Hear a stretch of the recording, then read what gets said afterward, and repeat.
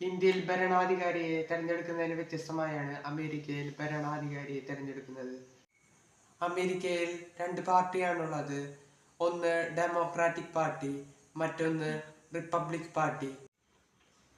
രണ്ട് ഘട്ടങ്ങളായാണ് അവിടെ തെരഞ്ഞെടുപ്പ് നടക്കുന്നത്. ഒന്ന് പോപ്പുലർ വോട്ടിംഗ്, മറ്റൊന്ന് ഇലക്ട്രൽ കോളേജ് വഴിയുള്ള വോട്ടിംഗ് ആണ്.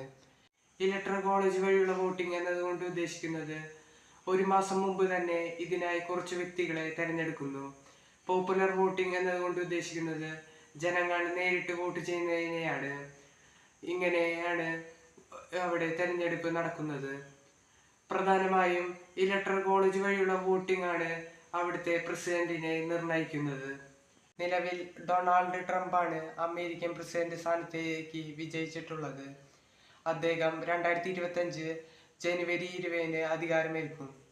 കൂടുതൽ വീഡിയോസിനായി ഈ ചാനൽ ലൈക്ക് ചെയ്യുക, സബ്സ്ക്രൈബ് ചെയ്യുക.